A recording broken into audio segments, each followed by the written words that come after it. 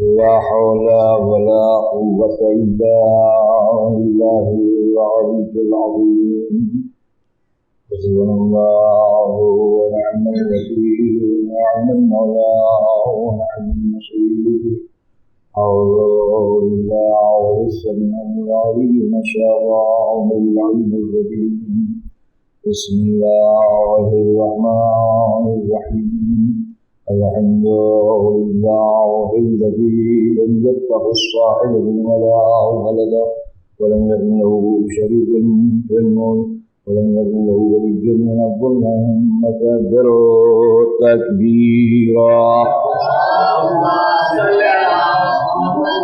ثم الصلاة والسلام والتحية والإكرام على أشرف الأنبياء والمرسلين سيدنا ومولانا ومولى الصالحين جد الحسن والحسين بالقاسم محمد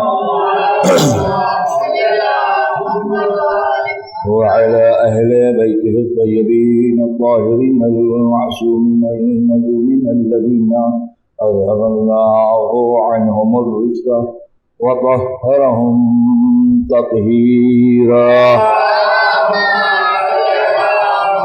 ولعنه الله الدائمة الباقية على أعدائهم أجمعين إلى يوم الدين. أما بعد فقد قال الله الحكيم بكتابه الكريم والقرآن الحميد. بسم الله الرحمن الرحيم. ذلك ومن يعظم شعائر الله فإنها من تقوى القلوب.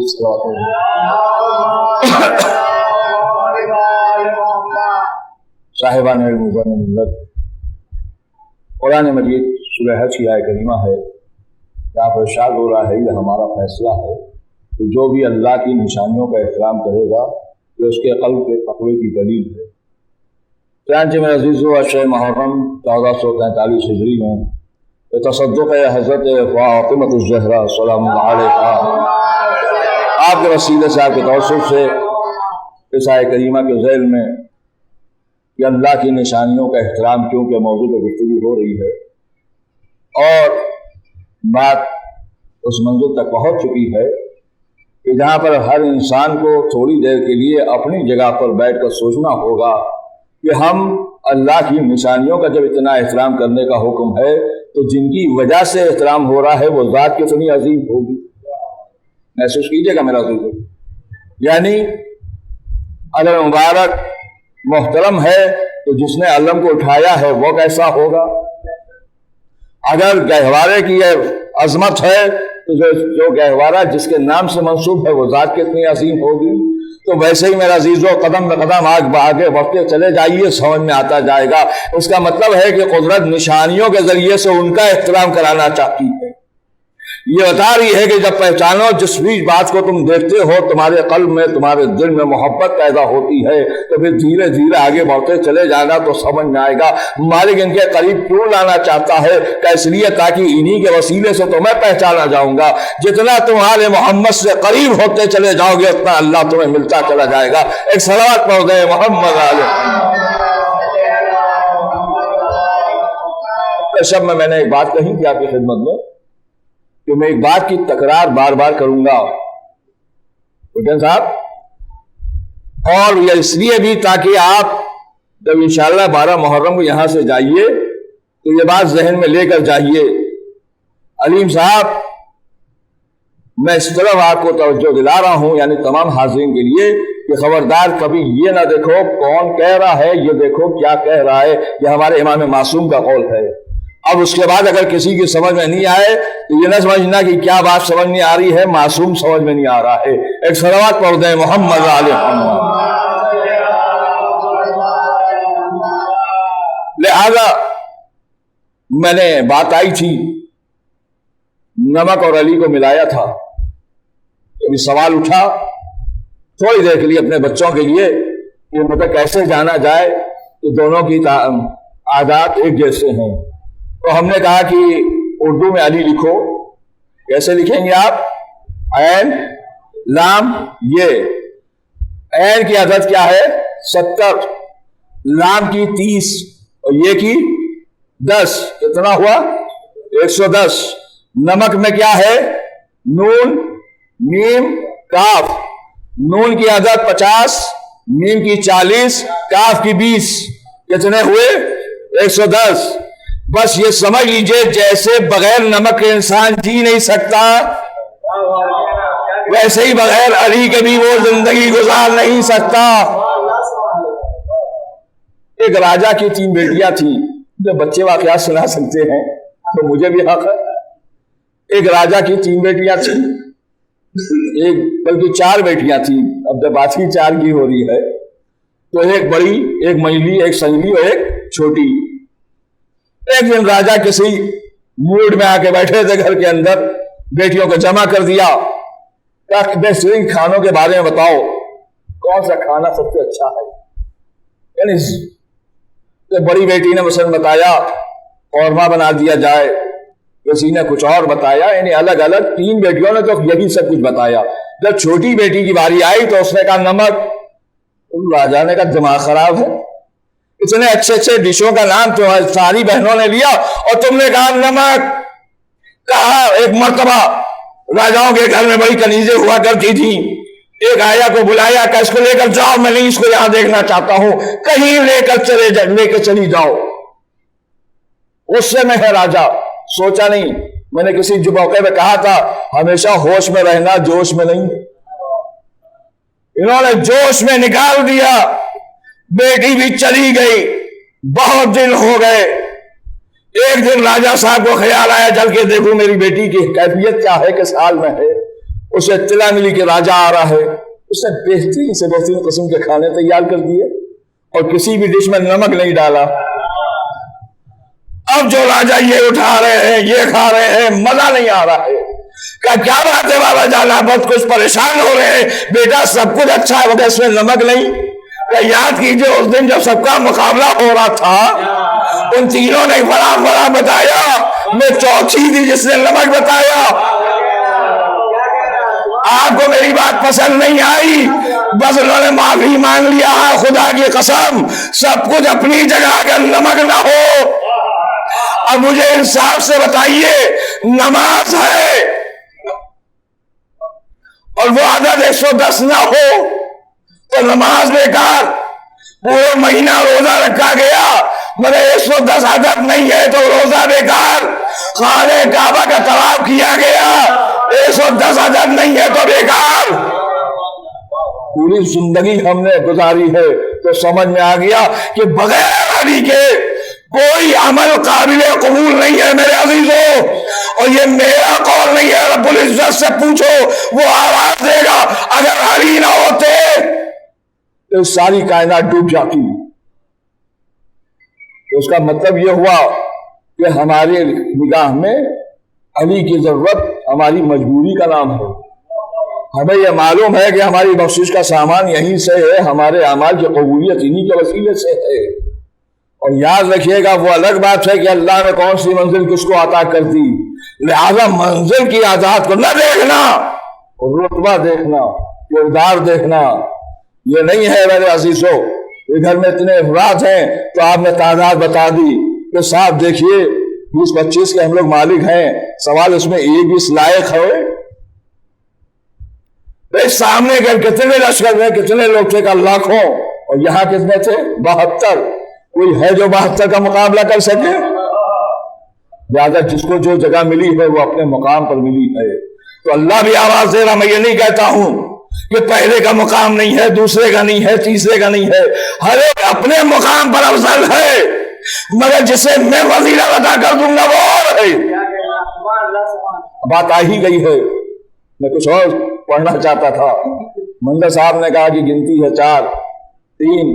मैंने कहा लीजिए सुन लीजिए मुझसे थोड़ी जगह, लेकिन आखिर तक रहिएगा, पहली ही मंजिल पर न घबराइएगा. देखिए मेरा अजीजों, तो पहली मंजिल पर है वो भी इस लायक है कि उसका एहतराम किया जाए. जो दूसरी मंजिल पर है वो भी इस लायक है कि उसका एहतराम किया जाए. जो तीसरी मंजिल पर है वो भी इस लायक है उसका एहतराम किया जाए. मगर जब चौथी मंजिल आ गई तो ये तीनों अलग हो गए. बहुत तवज्जो सुनिएगा, क्योंकि मैंने कहा ठीक है, मैंने माना है पहला भी मुंतखब इलाही है, دوسرا بھی انتخاب الہی میں ہے، تیسرے کو بھی انتخاب اللہ ہی نے کیا ہے۔ مگر جب میں نے کہا لوگ دیکھیں ان کے بارے میں کتنا علم ہے، تو پہلے والے نے کہا میں اپنے بارے میں تو بتا سکتا ہوں مگر مجھے دوسرے کی خبر نہیں۔ دوسرے نے کہا میں پہلے کے بارے میں بتا دوں گا مگر تیسرے کی خبر نہیں۔ تیسرے نے کہا میں پہلے دوسرے کے بارے میں بتا دوں گا مگر چوتھے کی خبر نہیں۔ مگر جب چوتھا سامنے آیا کہ پہلے کے بارے میں سوال کرو میں بتاؤں گا، دوسرے کے بارے میں پوچھو میں بتاؤں گا، تیسرے کے بارے میں پوچھو میں بتاؤں گا۔ اب میں نے کہا مالک یہ ہے کیا؟ کہا پہلی منزل کا نام ہے توریت۔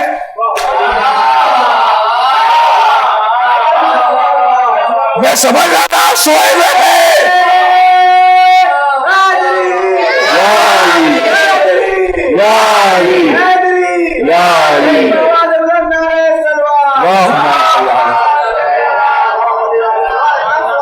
توریت میں جو ہے مالک توریت کو پتا ہے دوسری منزل کا نام ہے زبور۔ توریت کیا بتائے کہ زبور کا نزول نہیں ہوا ہے، لہذا وہ اپنے بارے میں بتائے گا۔ زبور توریت کا تو تذکرہ کر سکتا ہے مگر انجیل کا نہیں۔ انجیل اپنے سے اور توریت اور زبور کا بتا دے گا مگر قرآن کے بارے میں نہیں۔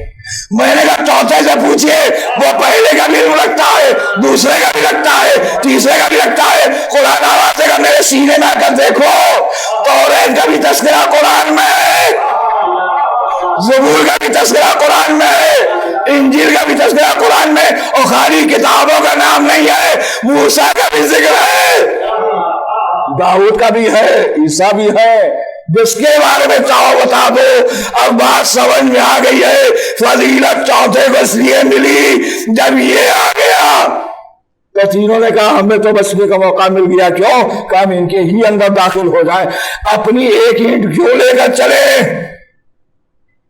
اکیلے رہیں گے ٹوٹ جائیں گے، قرآن سے وابستہ ہو جائیں گے، صبح قیامت تک کے لیے تذکرہ ہوگا۔ بس عزیزان محترم جو بھی قرآن میں داخل ہو گیا وہ قابل تعظیم ہو گیا۔ اب انصاف سے بتائیے گا قرآن کیا ہے؟ سامر، جو سامر سے وابستہ ہو جائے وہ اس لائق ہے کہ اس کا احترام کیا جائے، تو جو ناطق میں وابستہ ہو جائے گا ایک صلوات پڑھ دے محمد علیہ محمد۔ دنیا پوچھتی ہے کہ ذرا بتائیے بی بی زہرا کی چادر کی وسعت کتنی تھی؟ بھائی اگر سر ڈھانکیں تو پاؤں کھل جائیں، ایک موقع تھا نا کہ نبی نے فرمایا تھا، تو کل بات کیا شہزادی نے جی بابا بیٹی اندر آ سکتا ہوں۔ ہاں بابا آپ کا گھر ہے، کہ مگر بیٹی میرے ساتھ ایک میرا صحابی بھی ہے۔ کہ بابا آپ کو خبر ہے کہ میری چادر اتنی چھوٹی ہے، سر ڈھانکوں تو پاؤں کھل جاتے ہیں، پاؤں ڈھانکوں تو سر کھل جاتے ہیں۔ نبی نے فرمایا مگر وہ تو صحابی نابینا ہے۔ بات آ گئی، اس لیے میں آپ سے کرتا رہا ہوں کہ یہ یاد رکھیے گا یہی تو درسگاہ ہے، یہاں سے نہیں ملے گا تو کہاں سے ملے گا؟ شہزادی نے فرمایا بابا سر اگر ڈھانکتی ہوں تو پاؤں کھل جاتے ہیں، پاؤں ڈھانکتی ہوں تو سر کھل جاتا ہے۔ بیٹی یہ نابینا ہے۔ کہ بابا وہ تو نابینا مگر میں تو بینا ہی رکھتی ہوں۔ یعنی شہزادی کونین صدیقہ طاہرہ نے بتایا خالی یہ نہیں ہے کہ مرد نہ دیکھے، یہ بھی حکم ہے کہ عورت بھی نہ دیکھ لے پائے۔ ایک صلوات پڑھ دے محمد علیہ۔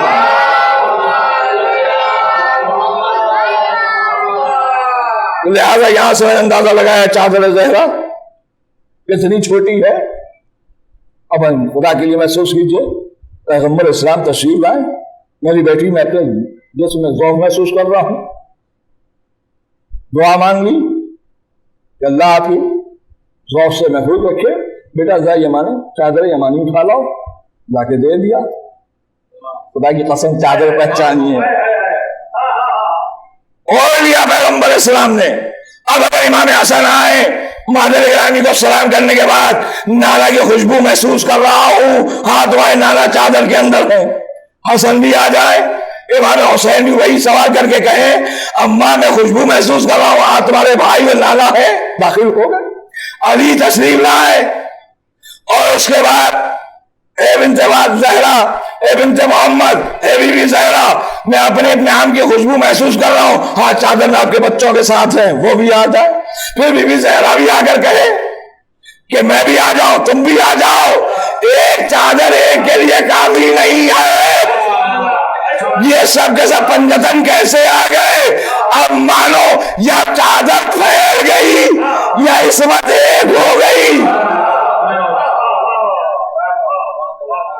اور دوسری چیز اور سمجھ میں آئی کہ عصمت کی چادر تھی تو معصوم بھی آ سکتا ہے، غیر معصوم نہیں، کیونکہ میں نے دیکھا کہ جب بی بی ام سلمہ نے کہا کہ میں ایسا چادر اٹھاؤں تو فرمایا انت علی الخیر، آپ خیر پہ ہیں مگر اندر نہیں آ سکتی ہیں، لیکن جب جبرائیل آئے ہیں تو بلا لیا، اے یا نبی اللہ کیا بات ہے، آپ کی زوجہ گرامی تشریف لائیں، آپ نے ان کو الگ کر دیا، کیا تمہیں نہیں معلوم یا اہل بیت کیا معاملہ تھا، ایک بھی الگ سے آ جاتا تو وہ اہل بیت میں شمار کیا جاتا۔ اور جبرائیل کو اس لیے بلایا ہے تاکہ دنیا پہچان لے، یہ اکیلے جبرائیل ہی تو ہیں جن کے ذریعے سے پہچانا جائے گا۔ دلیل کیا ہے کہ جبرائیل ایسے تو آئے نہیں، پہلے پوچھا معبود کون لوگ ہیں، جبرائیل یا علماء ذاکرین نے کہا جبرائیل آپ کو معلوم نہیں، تم جانے جبرائیل کو یوں معلوم تھا کہ علیحدہ علیحدہ دیکھتے تھے، سارا نور ایک جگہ ہو گیا، آنکھیں چندیا گئیں، نہیں یہ معاملہ ہوگا مجھے نہیں معلوم مگر میری نگاہ میں نہیں ہے میرے بھائی۔ کیا پھر کیا ہے بھئی وہاں سے سوال کر رہے ہیں جبرائیل عرش اعلیٰ سے، مالک کون کون ہے؟ اللہ تعارف کرائے گا تب سمجھ میں آئے گا، بغیر تعارف کے جبرائیل بھی محتاج ہیں، تو آپ کتنے بڑے لکھے ہیں اور اتنے عالم ہیں جو بغیر سوال کے آپ علی کو بھی جانتے ہیں، فاطمہ کو بھی جانتے ہیں۔ محمد اور پھر عظمت زہرا کو پہچانوانا بھی تو مقصود ہے نا۔ نبی اس میں کون ہے؟ کہا محمد رسول اللہ ہے، کون ہے؟ علی ولی اللہ ہے، کون ہے؟ صدیقہ طاہرہ ہے، کون ہے؟ امام حسنین ہے، مگر اللہ نے تو یہ نہیں کہا، کیا فرمایا؟ اس میں فاطمہ ہے، فاطمہ کا بابا ہے، اس میں فاطمہ ہے، فاطمہ کے شوہر ہیں، فاطمہ ہے، فاطمہ کے بچے ہیں، مالک یہ فاطمہ کے ذریعے کیوں؟ تاکہ صبح قیامت تک یاد رکھنا محمد کی رشتہ داری کسی سے نہیں ہے، وہ فاطمہ سے ہے۔ اب جسے بھی رشتہ داری قائم کرنا ہوگی وہ پہلے در فاطمہ پر آئے گا، جسے فاطمہ مل گئی۔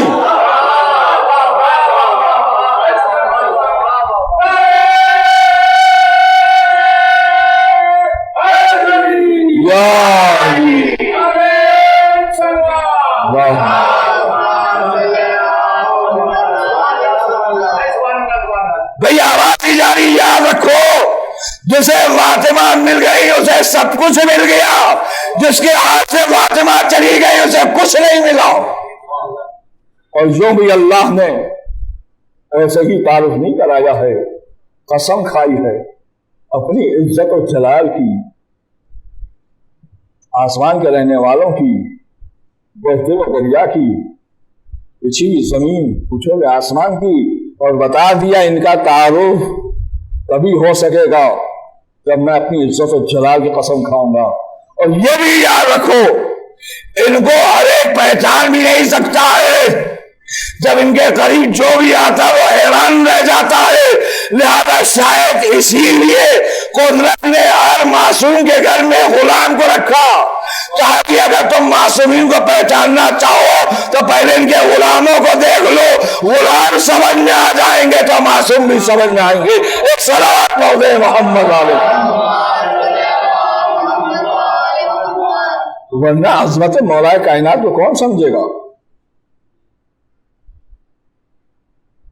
مگر نمک کے برابر ادب ضرور ہے۔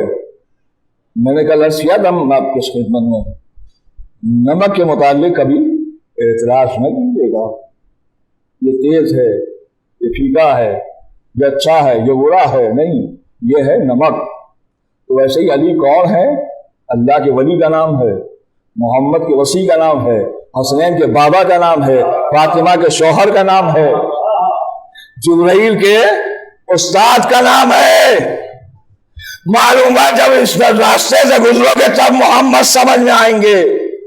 جب علی کے ذریعے کائنات سمجھ میں آ سکتی ہے تب محمد سمجھ میں آئیں گے. اور جنہوں نے علی کو چھوڑ کے محمد کو دیکھا تو پہچان نہیں پائے. اور اسی بات کو جناب دیوانے آل محمد جناب بہلول نے واضح کیا ہے جب کچھ لوگوں نے کہا کہ محمد ہمارے جیسے ہمارے بڑے بھائی ہیں. جناب بہلول نے بھی کہا ٹھیک، اب میں اپنے عمل سے ظاہر کر دوں گا، پہچانو. واقعہ مشہور ہے آپ کے سامنے ہے. کیا ہوا؟ لوگ کبھی کبھی دیوانہ کہتے تھے مگر رائے لے کے جاتے تھے. مگر یہ رائے لینا اس بات کی دلیل تھی کہ جانتے تھے یہی صحیح دے بھی سکتے ہیں، خود نہیں دیتے تھے. یہ بھی سنیے میرا عزیزو، کبھی جناب بہلول اس بات سے خوش نہیں کہ لوگ آگے مجھ سے رائے لیں. یہ تو ہمارا مزاج ہے کہ زمانہ ہماری رائے لے. مگر جناب بہلول نہیں، مگر لوگ جاتے تھے. تو ایک دن ہارون نے پوچھ لیا تھا دربار میں کیا خیال ہے تمہارا؟ بہلول پاگل ہو گیا ہے. ان کے وزراء نے کہا حضور بظاہر تو پاگل ہے مگر اچھی اچھی نصیحتیں کرتا ہے. تو اسی میں ایک شخص آیا تھا، اسے عظمت معلوم تھی جناب بہلول کی. انہوں نے آواز دیا ہے بہلول دانا، بہت پریشانی کے عالم میں ہوں، کچھ ایسا کام بتائیے جس سے تجارت کروں تو فائدہ ہو. تو کہا لوہا لے لو. لے لیا انہوں نے. ایک پڑوس میں جلا ہوا آدمی بھی بیٹھا ہوا تھا. یہ غور کیجیے گا ہر دور میں اچھوں کے پڑوس میں برے بھی ہوتے ہیں، اچھوں کے بز میں برے بھی ہوتے ہیں. ضروری نہیں سارے کے سارے اچھے ہوں یا سب کے سب برے ہوں. ایک جلا ہوا جو ہر وقت دشمنی میں زندگی گزار رہا تھا، اس نے دیکھا اچھا یہ بات ہے، یہ بھی آیا بھاگا ہوا، اے دیوانے کچھ مجھے بھی بتا دے. انہوں نے کہا کہ ایسا کرو پیاس لے لو، سال بھر رکھنا اس کے بعد فروخت کرنا.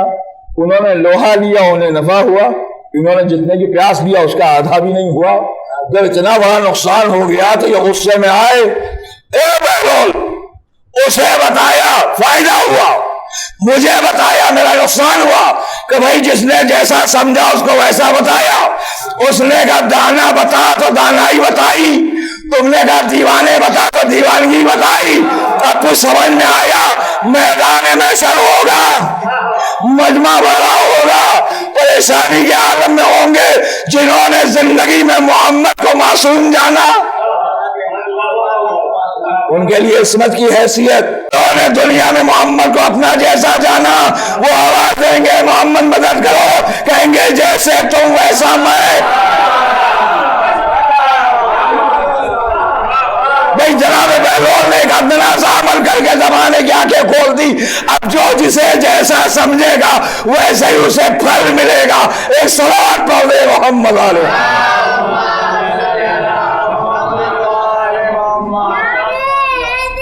یا علی یا علی اللہم صلی علی محمد.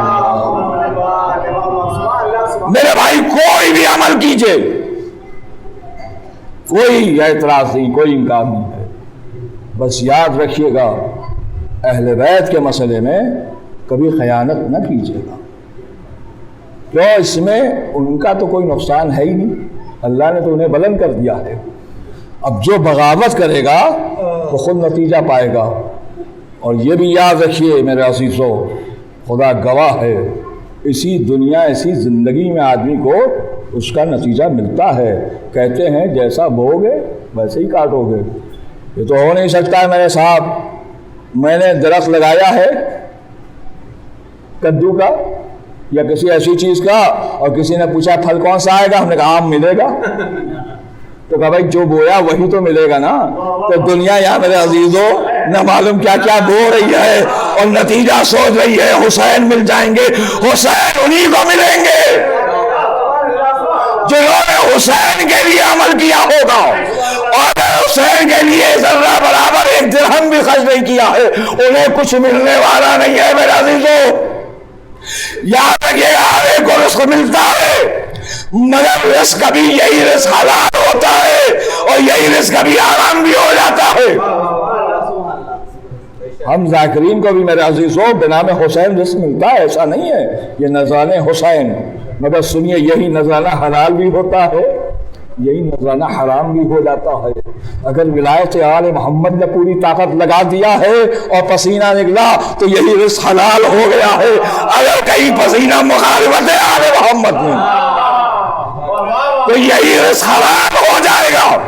حلال رزق کا حساب نہیں ہے، حرام کا بار بار ہوگا۔ عزیزو، بالائے منبر پہ آنے والے کی واقعی فرائض ہے، پوری ذمہ داری ہے، مگر یہ کون سا فریضہ ہے علی ملے نہ اور سب کچھ مل جائے؟ ہم نے مسجد نبوی کا بھی زیارت کرا دیا آپ کو، بیت المقدس کا بھی تذکرہ آپ کے سامنے پیش کر دیا، جناب نبی سلیمان کو بھی لیا ہے، ساری فضیلتیں دکھائی، مگر علی نظر نہیں آئے۔ میرے بھائی کیسی باتیں کر رہے ہو؟ مسجد نبوی میں بھی علی نظر آئیں گے ویسے ہی جیسے کعبے میں نظر آئے تھے، ویسے ہی انبیاء میں بھی اگر آپ جا کے تلاش کیجئے گا تو اس میں بھی کہیں نہ کہیں علی دکھائی دیں گے۔ نبی سلیمان میں دکھاؤں؟ نبی سلیمان کیسا آپ کا اقتدار؟ کرے جواب نہیں ہے، پوری حکومت میرے ہاتھ میں ہے۔ لکھنے والے نے لکھا اس میں ایک انگوٹھی ایسی تھی جس کی وجہ سے انہوں نے پوری حکومت پالی تھی۔ تو عجب تاریخ ہے تو صحیح ہے، میں دکھاؤں گا تمہیں کتنی بڑی حکومت ہے نبی سلیمان کی۔ علی حالت حکومت زکات دے رہے ہیں کا وہ انگوٹھی دی ہے، پوچھے علماء سے زکات کیا ہے، کتنا حصہ ہے زکات کا؟ نہیں، خمس کا ایک ذرا پہچانیے میرے عزیزو، 40واں۔ معلوم یہ ہوا جتنا جناب نبی سلیمان کے پاس ہے اس میں سے نکال کر علی نے زکات دی ہے، تو زکات تو وہی نکال سکتا ہے جس کے پاس اتنی بڑی حکومت ہو کہ وہ زکات نکالنے پر اس پہ واجب ہو۔ اے نبی سلیمان لاکھوں سلام، ایک انگوٹھی اگر نکل جائے، اغیار نے لکھا ایک موقع تھا انگوٹھی اتری تو ابلیس نے لے لیا۔ اب اٹھائیے کتابیں پڑھیے، نبی سلیمان نے انگوٹھی اتاری تھی، کسی وجہ سے شیطان نے دیکھ لیا، لے لیا۔ جیسے ہی شیطان نے اپنے ہاتھ میں لیا پوری حکومت ان کے ہاتھ میں آ گئی۔ علی شاید نہیں آواز دیں گے، میں ایسی انگوٹھی لے کے کیا کروں گا، رائے خدا میں زکات میں دے دوں گا۔ تو معلوم ہوا نبی سلیمان لاکھوں سلام، مگر اس کے بعد بھی علی کے سامنے آپ نہیں آ سکتے ہیں۔ تو جب انبیاء مقابلہ کرنے کے لیے تیار نہیں ہے تو ہماری کیا بساط ہے کہ ہم ان کے سامنے جا سکیں؟ کہ تمہیں کیا معلوم ہے علی کی عظمت و جلالت کیا ہے؟ علی کے اختیار اتنا زبردست ہے، بات آ گئی تو دوہرا رہا ہوں۔ موقع تھا مولا متقیان کے لیے، نبی اکرم نے فرمایا تھا اگر کسی کو علی کا معجزہ دیکھنا ہو، علی کا اختیار دیکھنا ہو تو کل طلوع آفتاب کے وقت چلا جائے اور یہ منظر دیکھ لے۔ جناب عمار کہتے ہیں ہم بہت سے لوگ گئے، علی وہاں پہنچے ہوئے ہیں۔ ایک مرتبہ ہم لوگوں نے دیکھا کہ جب سورج نکل رہا ہے، علی نے ایک مرتبہ کسی بلندی پہ کھڑے ہو کر آواز دیا، اے اللہ کی مخلوق، اے سورج ہمارا سلام۔ تو فوراً جواب آیا، وعلیک السلام یا اولو یا آخرو یا ظاہرو یا باطنو یا ہوا بکل شیء علیم۔ کہتے ہیں اتنا سنا جو کچھ آئے تھے وہ سب غش کھا کے گر گئے، اور جب تھوڑی دیر کے بعد واقع ہوا تو وہاں علی تو نظر نہیں آئے، یہ بھاگے ہوئے نبی کے پاس آئے۔ چہرہ وقت تھا میرا عزیز ہو، نبی دیکھا، پوچھا خیریت تو ہے، کیا بات ہے، کچھ پریشان لگتے ہو؟ یا نبی اللہ غضب ہو گیا۔ کون لوگ تھے مجھے نہیں معلوم میرے عزیزو، مگر جملے سے پہچانیے کتنی معرفت رسالت رکھنے والے تھے۔ انہوں نے کہا یا نبی اللہ اگر آپ بھی ہوتے تو آپ کو بھی حیرت ہوتی، یعنی نبی دیکھے تو پہچانے۔ عالم الغیب کسے کہا جاتا ہے؟ جسے دیکھنے کی ضرورت ہی نہیں۔ انہوں نے کہا یا نبی اللہ اگر آپ ہوتے تو آپ کو بھی حیرت ہوتی کہ آخر ہوا کیا، یہ تو بتاؤ۔ کہ سورج نے علی کو ان القاب سے مخاطب کیا جہاں قرآن میں اللہ کے لیے یہ القاب ہیں۔ سورج نے کیا کہا کہ علی کو اول کہا تو بے شک علی ہی اول مسلمین میں سے ہے. کہا سورج نے علی کو آخر کہا تو علی ہی ہے جو سب سے آخر تک میرا ساتھ دیں گے. کہا سورج نے علی کو ظاہر کہا ہے, ہاں تو علی ہی ہے جو میرے علوم کے ظاہر کو جانتے ہیں. سورج نے علی کو باطن کہا ہے تو ہاں علی ہی ہے جو میرے باطن کو بھی جانتے ہیں. علی نے بکل شیء علیم کہا ہے, کہا تو سورج نے کہا غلط کہا, علی ہی ہے ما کان وما یکون الی یوم القیامت تک کے عالم ہیں. یہ گھبرا گئے, کہا پیغمبر نے تو ہمیں گمراہ کر دیا. میرے عزیزوں جو لوگ یہ ذاکرین سے کہتے ہیں مجمع کو آپ گمراہ کرتے ہیں فضائل علی کے ذریعے, سنو تمہاری نئی بات نہیں ہے. نافع مراد نے کل پیغمبر سے یہی کہا تھا.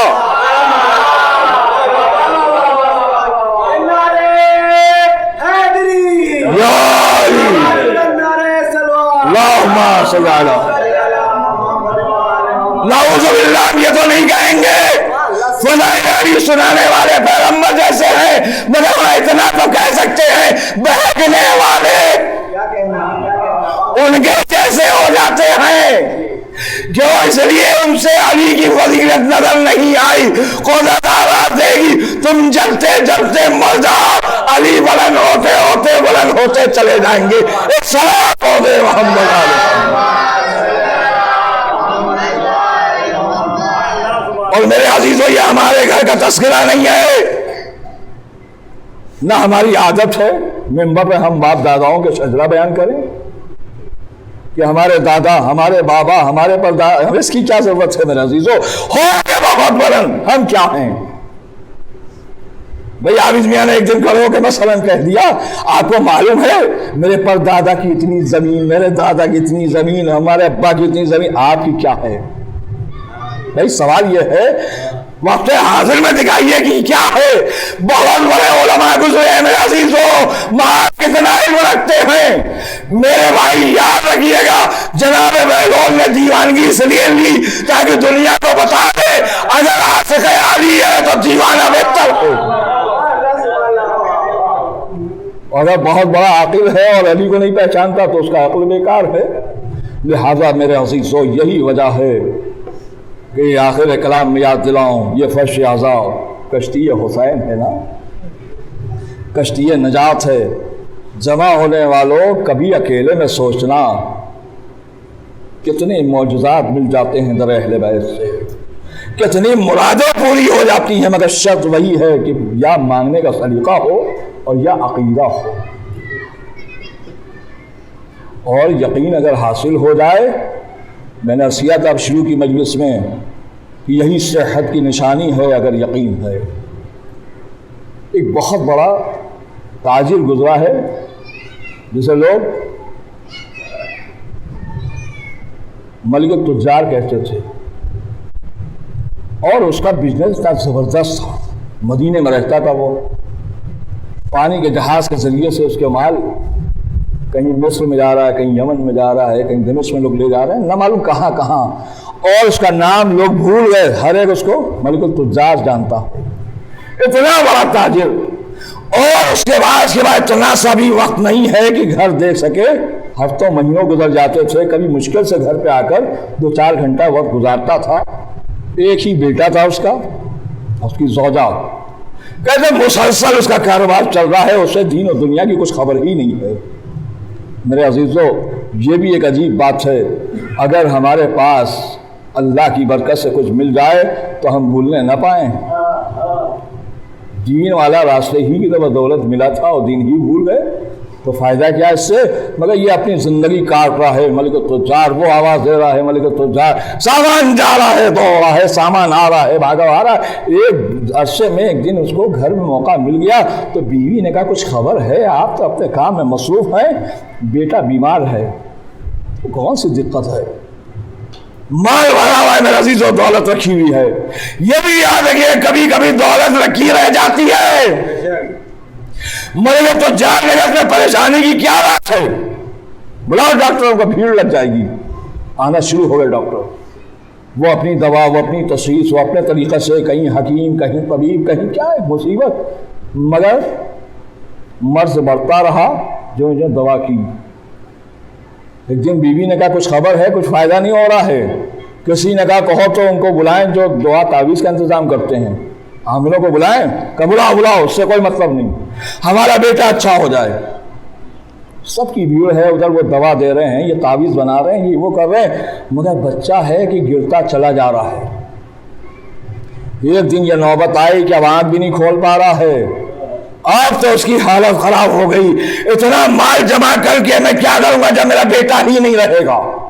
لوگوں نے آواز دیا چلنا نہیں ہے، اس نے کہا جو کرنا کرو، مجھے کچھ نہیں چاہیے، مجھے اپنا بیٹا چاہیے۔ اب پریشان ہے، کیا کریں، گھر سے نکل نہیں رہا ہے۔ ایک دن ایک سچا ساتھی آ گیا میرا عزیزو، جب سچا دوست مل جاتا ہے بڑی طاقت ملتی ہے، خدا کی قسم۔ اس نے ایک مرتبہ اس کے کاندھے پہ خالی ہاتھ رکھا، کیا حال ہے، رونے لگا زار و قطع، کیفیت خراب ہے، کچھ سمجھ میں نہیں آ رہا ہے۔ اس نے کہا آؤ میرے ساتھ چلو، کہتے ہیں نا ڈوبتے کو تنکے کا سہارا، جہاں کو چلیں گے، یہ لے کر چلا۔ مدینے میں رہ رہا ہے، اچانک ایسی گلیوں سے گزرنا شروع کیا کہ سوچ رہا میں تو کبھی یہاں آیا ہی نہیں، یہ مدینہ ہی ہے یا کوئی اور جگہ ہے؟ مگر گیا ساتھ میں، گلیوں سے ہوتے ہوتے وہ ایسے محلے میں پہنچا، وہاں دیکھا بڑی سے دربار سجی بھی ہے، مجمع کا بھیڑ ہے، عوام الناس جمع ہے، اور ایک مقام پر ایک نورانی شخصیت بیٹھی ہوئی ہے۔ کہتے میرے دوست نے مجھے ایک جگہ بٹھا دیا، خود گیا وہاں پر اور جا کے کچھ آہستہ سے ان سے کچھ کہا، تو انہوں نے آواز دیا ملک تجار یہاں آؤ۔ یہ حیرت زدہ ہو گیا، میں تو پہچانتا نہیں، یہ مجھے کیسے پہچانتے ہیں، میں کبھی اس گلی میں آیا نہیں، اس محلے میں آیا نہیں۔ انہوں نے کہا کیا بات ہے، کیسا ہے بیٹا؟ پر رونا شروع کر دیا، پہچانتا نہیں ہے کون ہے۔ جو بھی بات تھی وہ کہنا شروع کیا۔ انہوں نے کہا پریشان نہ ہو، یہ بتاؤ تمہارے گھر میں پانی ہے؟ ہاں پانی ہے۔ جاؤ ایک کٹورا پانی لے کر اپنے گھر سے۔ اللہ جانے کس لہجے میں کہا تھا کہ اس کے دل کو طاقت مل گئی، بھاگا آیا، بیوی جو بچے کو لیے بیٹھی، آواز دیا کچھ دیکھتے ہو؟ کہ کچھ دیکھنے کی ضرورت نہیں، اب مجھے یقین ہے میرا بچہ اچھا ہو جائے گا۔ کاسے پانی لے کر آیا، بھاگا پہنچا اسی جگہ، کہاں میں جا کے کھڑا ہو گیا۔ تھوڑی دیر تک وہ نورانی چہرہ پانی کو دیکھ کے دعا پڑھ رہے ہیں، دم کیا، کل لے جاؤ بچے کو پلاؤ۔ یہ لے کر آئے، بیوی سے جلدی پلایا جائے۔ اس نے کہا ہونٹ تو ہل نہیں رہے، منہ کھلنے کا سوال ہی نہیں ہے۔ کسی نے کہا قطرے قطرے اس کے ہونٹوں پہ ڈالو۔ رو رہا ہے، پریشان ہے۔ جیسے جیسے قطرہ لبوں تک مس ہوتا رہا، دھیرے دھیرے آنکھیں کھل گئیں۔ ایک مرتبہ اماں کہہ کے اٹھ کے بیٹھ گیا بیٹا، اب تو اعلان ہو گیا اس کا بیٹا صحیح ہو گیا۔ سارے ڈاکٹر آگے آئے، دوا کے ذریعے کا نہیں، وہ لوگ آئے کیا دعا کے ذریعے کا؟ ہاں دعا تو ہے، کہ ہمارے ذریعے کا نہیں، کہ کون ہے؟ کا رک جاؤ۔ وہ آیا جس نے ہم کو راستہ دکھایا، اس سے پوچھا بھائی کہاں لے گئے تھے، کچھ تو بتاؤ گے؟ کہ محلے بنی ہاشم میں لے گیا تھا۔ وہ بزرگان کون تھے؟ کہ وہ نبی کے دوسرے نواسے حسین ابن علی۔ میرا دل چاہا آواز دو، اے آقا یہ آپ کے پاس آیا تھا، کیا آپ گھر سے پانی نہیں دے سکتے تھے؟ کربلا تو نہ تھی، مدینے میں پانی کی کیا بات؟ عجب نہیں حسین آواز دیں گے تمہیں معلوم نہیں، اگر میں دے دیتا لوگ یہی کہتے نانا کے زمانے کا پانی تھا جو حسین نے نکال کے دے دیا، میں نے چاہا پانی اس کے گھر کا ہو، صرف میری عنایت حاصل ہو جائے، عزیزوں مال تمہارے گھر کا ہوگا، نسبت حسین سے حاصل ہو جائے گی، یہی متورک ہو جائے گا۔ ہاں عزیزوں صافی محرم، اے آقا حسین،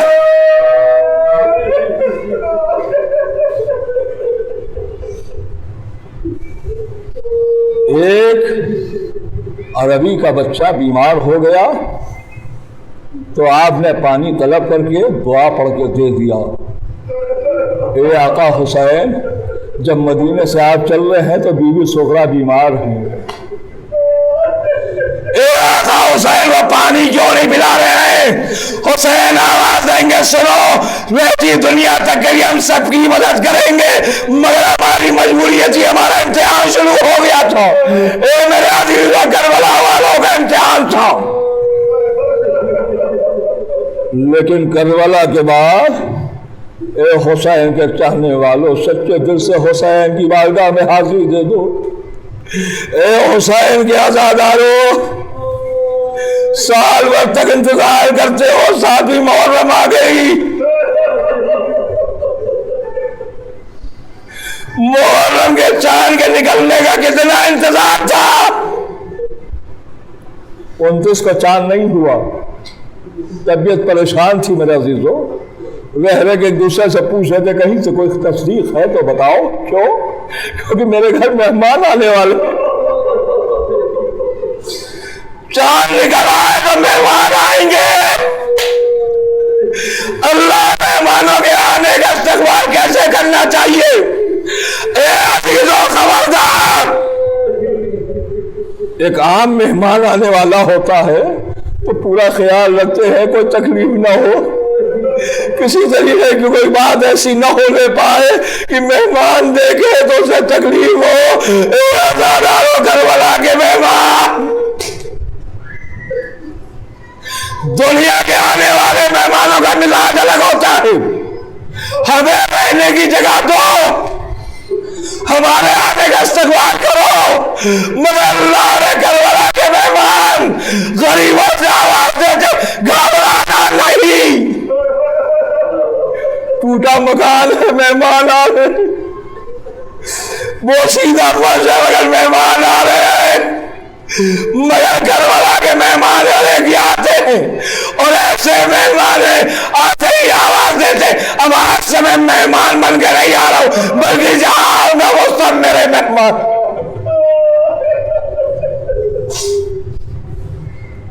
خدا کے لیے میرے عزیزوں،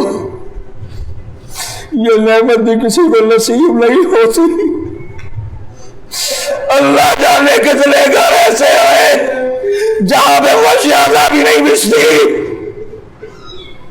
جہاں ذکر حسین بھی نہیں ہوتا، مگر جنہیں یہ نعمت مل جائے وہ لاکھ لاکھ بار شکریہ ادا کرے، مالک تیرا شکر ہے۔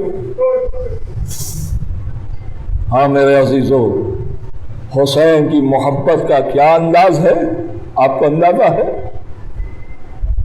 ایک گھر میں 2 خواتین ہیں، ایک ضعیفہ ایک جوان۔ ادھر فلک میں محرم کا چاند نمودار ہوتا تھا، ماں بیٹی دونوں مل کے کام کرتی تھی، عزا خانہ سج جاتا تھا۔ جب جوان بیٹی کا انتقال ہو گیا تو ضعیفہ تڑپ گئی، میں کیا کروں گی؟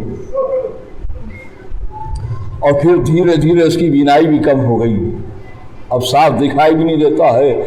جب خبر مل گئی ہے فلک میں محرم کا چاند نمودار ہو گیا، وہ ضعیفہ عزا خانے کی دہلیز پر آئی، آ کے آواز دیا، مولا میں اکیلی رہ گئی، میرا کوئی سہارا نہیں ہے، اے آقا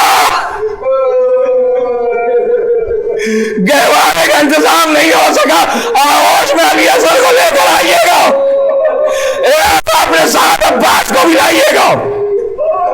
چیخ رہی تھی، فریاد کر رہی تھی۔ میرے عزیزوں، یہ واقعات و معجزات شاید اس لیے ہے کہ ہم ہوشیار ہو جائیں۔ تڑپ رہی تھی، کچھ آہٹ محسوس ہوئی، صاف نظر نہیں آیا۔ اس نے پوچھا کون؟ کسی خاتون کی آواز آئی، تمہیں کسی خدمت حسین کی ضرورت ہے، کسی خادمہ کی ضرورت ہے؟ بھئی سننا تک مرتا تو بھئی ہاں بی بی میری جوان بیٹی مر گئی، میں اکیلی ہو گئی، بے سہارا ہو گئی، اگر کوئی میری مدد کرے گا یقیناً میں قبول کروں گی۔ کہتی ہے بس اتنا کہنا تھا، آنے والی بی بی نے فرش عذابی بچھا دی، اللہ تعالیٰ بھی تیار ہو گیا۔ اور اس کے بعد محلے کی خواتین نے آ کر ماتم و نوحہ شروع کر دیا، کہتی میں ایک کونے میں بیٹھ گیا، مجھے ضرورت تو نہیں ہے، کوئی حسین کی چاہنے والی بیوی آ گئی ہے،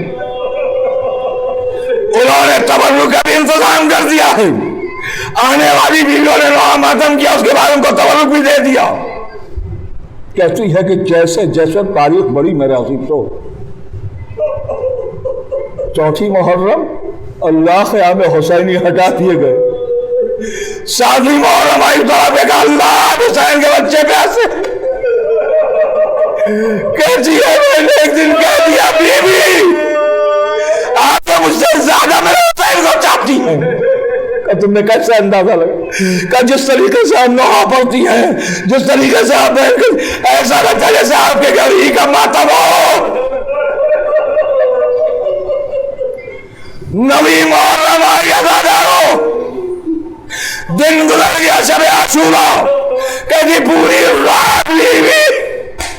میں تو بیٹھی تھی، محسوس کر رہی تھی ابھی بھی بیٹھی ہوئی، کبھی تسبیح پڑھ رہی ہیں، کبھی نوحہ پڑھ رہی ہیں، پوری رات گزر گئی.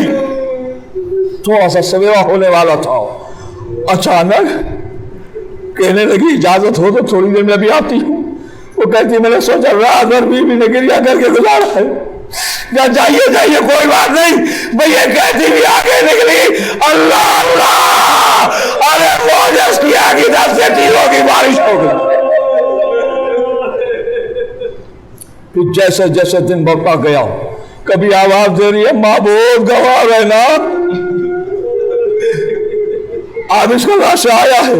کبھی آواز دے رہی ہے جان کا جنازہ آیا ہو، کبھی آواز دے رہی ہے محمد کا جنازہ آیا ہے.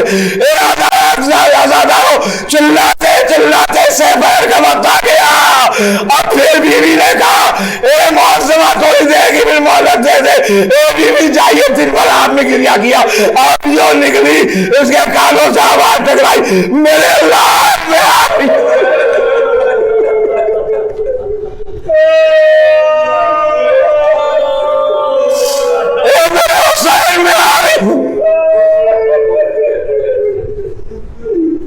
دن گزر گیا، شام غریب آ گئی، فاقہ شگنی ہو گئی. کہتی ہے وہ بی بی اے خاتون، اے مومنہ، کل پوری رات جاگ کے گزارا ہے، دن بھر آپ نے نو ماتم و گریا میں گزارا ہے، اب تھوڑی دیر کے لیے آرام کر لیجئے. فوری نے عجیب سا جواب دیا، ارے اب میں لیٹ کے کیا کروں گی؟ حسین کے خیام جلا دیے گئے، بیویاں جلدی خیر کے کنارے آ گئی، عزادارو عاشور گزر گئی، 11ویں محرم آئی، بس مجلس تمام ہے. اے میرے عزادارو، وہ مزورانے والی بیوی نے کہا خدمت عزا ہو گئی، اب مجھے جانے کی اجازت دو. کہتی میں نے کچھ عزائے حسین کے لیے کچھ تبرکات جمع کیے تھے، کچھ اثاثہ تھا، ایک پوٹلی بنائی، لے کر بیوی کے پاس آئی. شہزادی آپ کا بہت بہت شکریہ، آپ نہ آتی تو مجلس عزا نہ ہوتی، آپ نہ آتی تو عزاداری نہ پاتی. کہ یہ کیا ہے آپ نے اتنے دن اتنا کیا ہے، تھوڑا سا یہ لے لیجئے. اے عزادارو، دیوی سوات رکھا، اے میرے حسین، تیری